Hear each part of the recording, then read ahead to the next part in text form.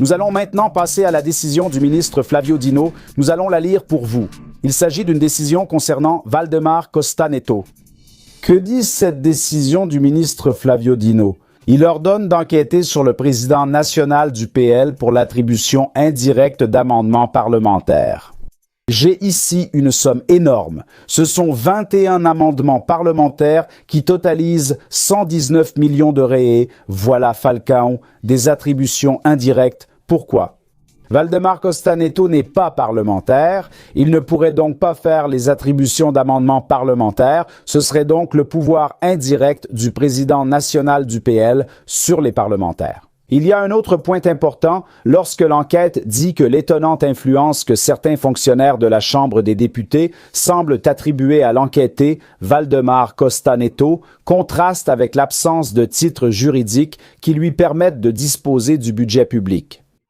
Quels que soient les montants, quel que soit leur destinataire, les espaces constitutionnellement permis aux amendements parlementaires ne dégradent pas le trésor public au rang de patrimoine privé.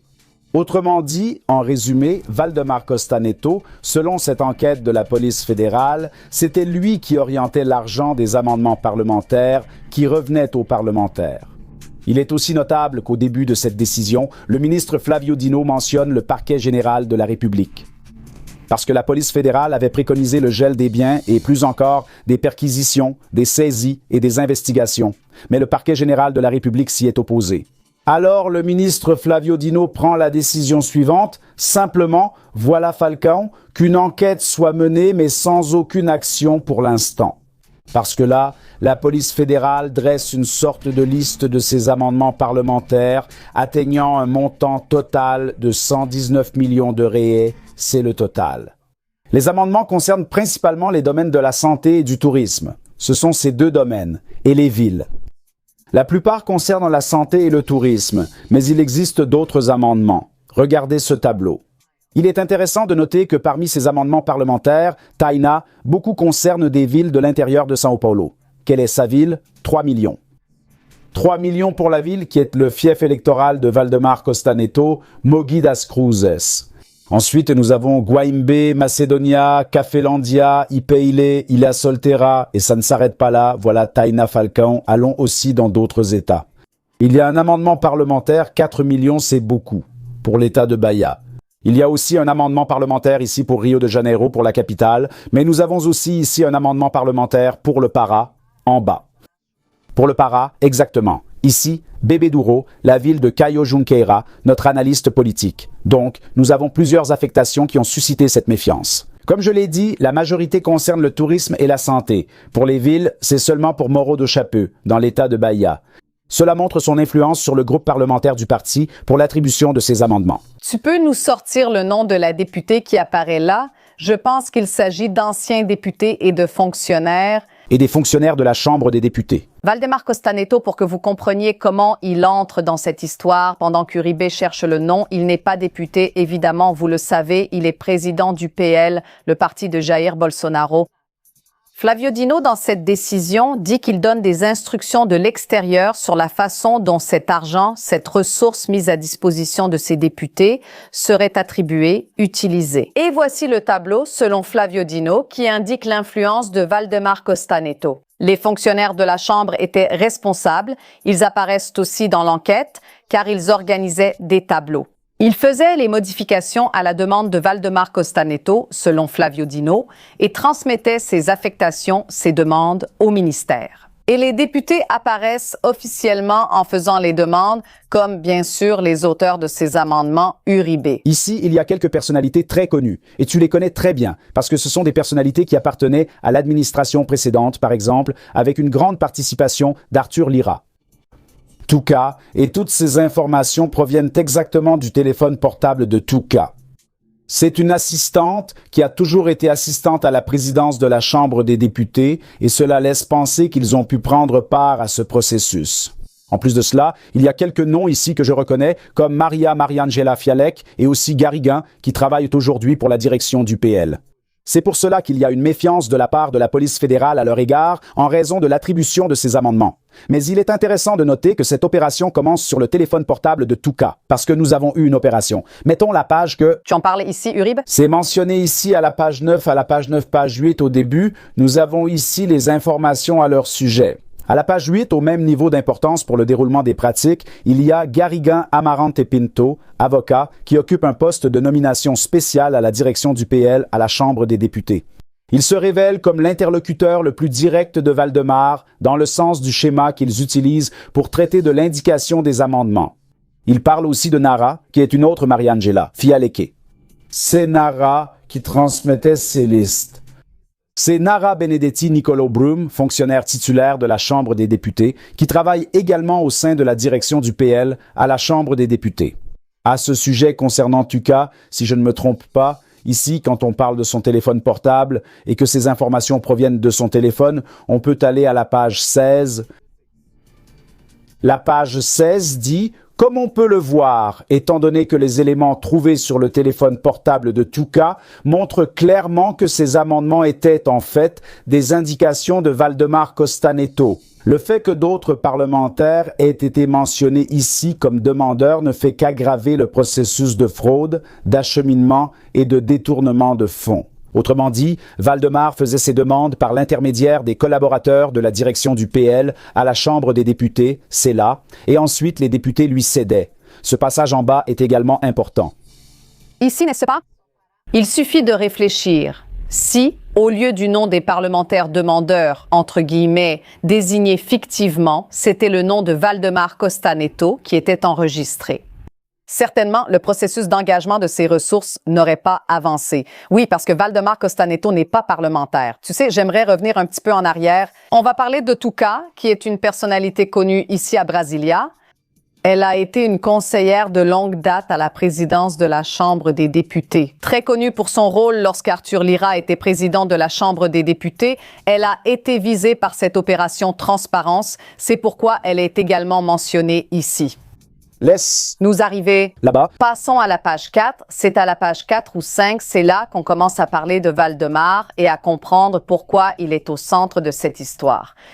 Pedro, à la page 4.4, on a une brève introduction sur Valdemar Costa-Neto avec une reproduction de ce que soutient la police fédérale, Uribe. En gros, Valdemar, sans mandat parlementaire, oriente l'affectation des amendements budgétaires par l'intermédiaire de ses collaborateurs. Il y a aussi les allégations concernant ces fameux tableaux. L'un d'eux, nous vous l'avons montré ici, il figure dans cette décision de Flavio Dino élaborée avec l'indication. Préparé pour indiquer où va cet argent, à qui, combien, par Valdemar lui-même, selon Flavio Dino, et que les députés ne font que tamponner. Ils sont là pour signer, mais celui qui décide de la destination, qui choisit à qui va l'argent, quel montant va à telle ville, selon la police fédérale, c'est Valdemar. Et Dino soutient cela dans cette décision. Regardez, c'est là. Dans le cas analysé, il ne s'agit pas d'un parlementaire, mais d'un ancien député déchu, président d'un parti important du Congrès, Valdemar Costa-Neto, qui bénéficie des services de Maria Mariangela Fialek.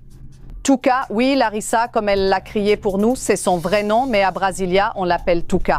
Et d'autres fonctionnaires de la Chambre des députés, afin d'allouer des ressources selon ses intérêts, présentant des indices évidents de la commission de crimes de détournement de fonds publics.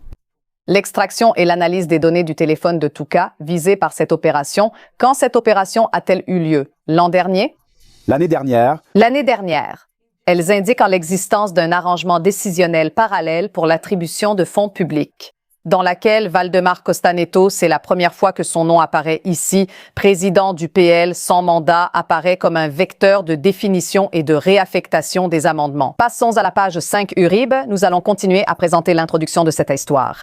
Passons à la page Ouest, nous sommes à la 4. Passons à la 5. Les gars, c'est la suivante, où nous avons l'information qui s'affiche. À la page 5, dans le cas analysé, c'est-à-dire le non parlementaire, et ensuite on parle de la première étape de l'opération Transparence. L'absence de contrôle dans la distribution de ces ressources avait déjà été constatée. La police fédérale avait déjà constaté que ces ressources n'étaient pas auditées et que les parlementaires ayant alloué ces amendements ne les contrôlaient pas eux-mêmes.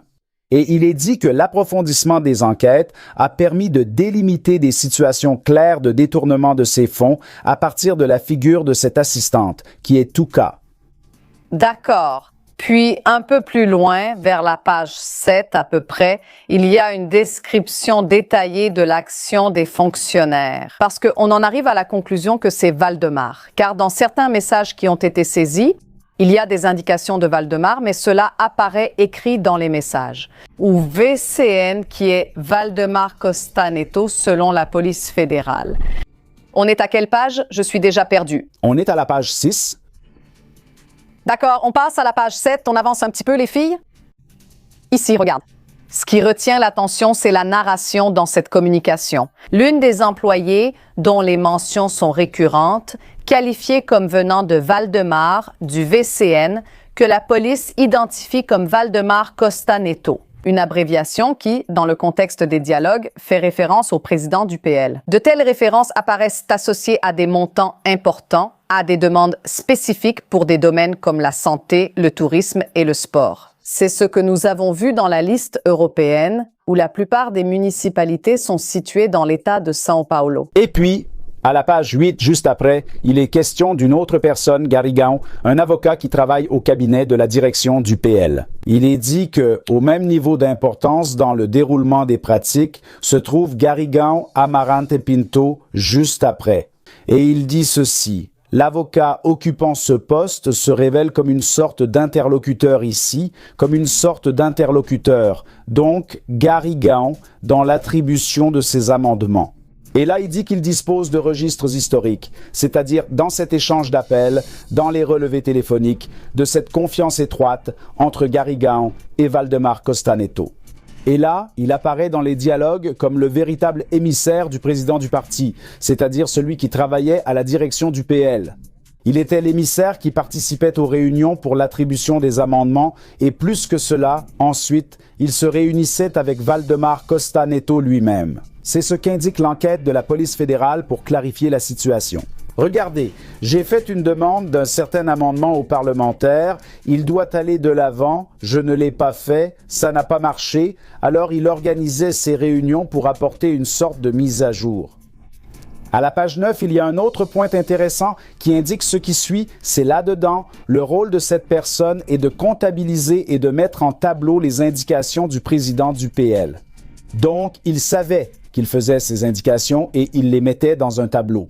Tout a été enregistré. Tout a été enregistré, répartissant leurs intérêts selon les quotas de chaque parlementaire. En résumé, ils affirment qu'il existait un système de quotas où les parlementaires réservaient une partie de leurs amendements parlementaires sur indication du président national du PSL. Il fallait donc payer son tribut au président. Oui, un péage. Dans de nombreuses conversations, on observe clairement des manœuvres visant à réaffecter les indications de Valdemar selon les directives transmises par l'ancien parlementaire, ce qui constitue, selon la police fédérale, un détournement évident de finalité. On peut aller à la page 23, Pedro, qui est un peu plus loin. On arrive à la thèse juridique de Flavio Dino pour comprendre pourquoi Flavio Dino poursuit ce développement d'une opération qui a eu lieu l'année dernière. Opération Transparence, n'est-ce pas? Je crois que c'est ce nom-là. Nous sommes à la page 23. Remontez un peu, s'il vous plaît, pour qu'on puisse citer ici. Regardez. Cette partie est-elle en gras? Ici, regardez. Les indices enregistrés dans la requête de la police dans l'information sont multiples. Et ici, il cite, n'est-ce pas, les noms des fonctionnaires dont nous parlions. Selon lui, les fonctionnaires de la Chambre des députés auraient agi comme les relais de Valdemar Costa Neto. C'est-à-dire, c'était des proches de Valdemar Costa Neto à l'intérieur du PL. C'est ce que confirment des dialogues sur des applications de messagerie et de nombreuses feuilles de calcul partagées. Parmi les personnes enquêtées, Valdemar Costa Neto, sans exercer de mandat parlementaire, semble avoir agi jusqu'à très récemment comme commanditaire du redéploiement de fonds publics. Je pense que nous avons réussi à bien expliquer au public le fonctionnement du système. L'orientation de ces amendements parlementaires, dans laquelle les parlementaires payaient une sorte de quota à Valdemar Costa Neto et les attribuaient selon leurs intérêts. Pour nous, c'est une larissa. 2 points. Quelles ont été les décisions? Quelles ont donc été les décisions du ministre Flavio Dino? Premièrement, Suspension de l'exercice d'activité financière, c'est-à-dire que ces amendements d'une valeur de 119 millions sont suspendus, cet argent n'ira pas dans les caisses de ces États et ensuite il ajoute des mesures supplémentaires dans ce processus. Premièrement, suspension immédiate de l'exercice de l'activité financière de ces amendements.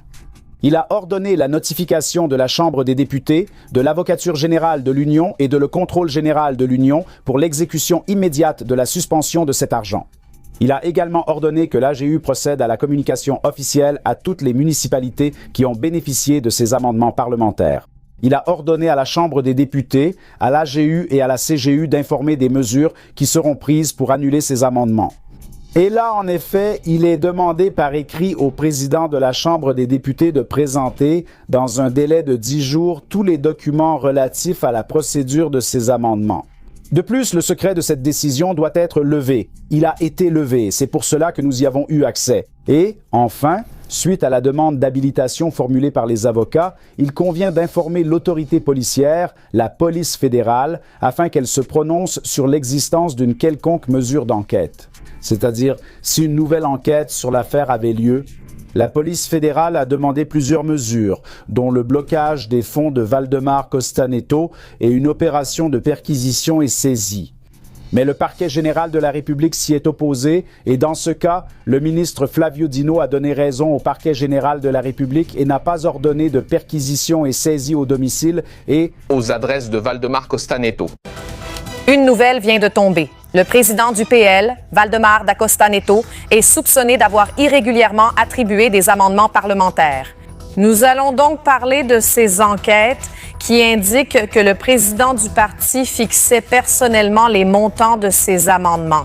Laissez-moi faire appel à nos analystes pour que nous puissions comprendre ce que nous savons de cette opération, de ce document également.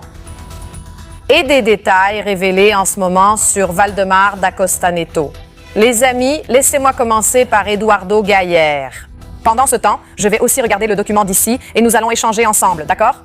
C'est ça, Roberto. Une décision qui vient d'arriver. La décision du ministre Flavio Dino, obtenue par notre reporter José Mateus Santos, qui signale une supposée attribution irrégulière d'enveloppes budgétaires parlementaires par le président du PL, Valdemar Costa Neto. Le président du PL, qui est ancien député fédéral, mais qui aujourd'hui n'a plus de mandat, donc il n'aurait pas cette prérogative de attribuer des enveloppes budgétaires parlementaires. Donc, selon cette décision, Valdemar Costa Neto serait en train d'opérer un système parallèle pour orienter des fonds fédéraux sans posséder de mandat. Donc, ne pas avoir de mandat ne devrait pas lui permettre d'attribuer ces enveloppes budgétaires, mais il le ferait en tant que leader politique important, président du plus grand parti du pays, qui est le PL. Alors, que dit à peu près la décision ici? Je lis, pendant que je parle avec vous, qu'avec l'aide de fonctionnaires de la Chambre, il aurait falsifié des documents pour dissimuler le véritable demandeur des fonds, qui serait donc environ, il s'agirait de 119 millions de réais en transactions suspectes. La police fédérale a même demandé ici, selon la décision du ministre Flavio Dino, la police fédérale a demandé une perquisition et une saisie, la levée du secret des données téléphoniques et télématiques, ainsi que l'indisponibilité des fonds et la suspension de l'exercice des fonctions publiques. Mais le bureau du procureur général de la République s'est prononcé contre l'octroi de ces mesures conservatoires. Cependant, elle a affirmé la nécessité de poursuivre les enquêtes et le traçage des fonds.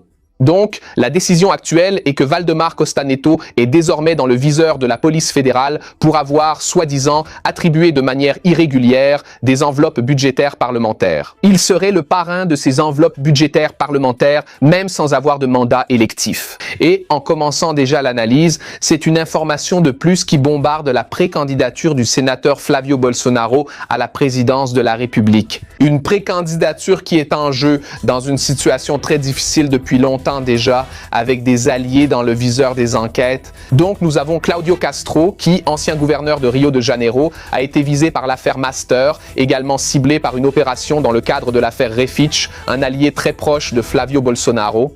Toujours à Rio de Janeiro, Sostines Cavalcanti, chef du PL à la Chambre, est visé par la police fédérale pour un supposé détournement d'argent public. Et des milliers de réais ont été retrouvés chez lui dans une armoire de sa maison. Nous avons Marcio Canella, arrêté cette semaine pour port d'un fusil et aussi pour son implication présumée dans des affaires de corruption. La décision concernait l'autre sénateur sur la liste du PL à Rio de Janeiro, l'État de Flavio Bolsonaro, berceau du bolsonarisme. Et maintenant, la décision du ministre Flavio Dino sur laquelle la police fédérale enquête. Supposée attribution irrégulière de crédits budgétaires parlementaires par Valdemar Costa Neto, PL, président du parti, donc de Flavio Bolsonaro et des principaux stratèges politiques de la campagne. Nouvelle très mauvaise pour le pré-candidat à la présidence. Roberta, je vais lire quelques extraits de la décision, puis nous en discuterons.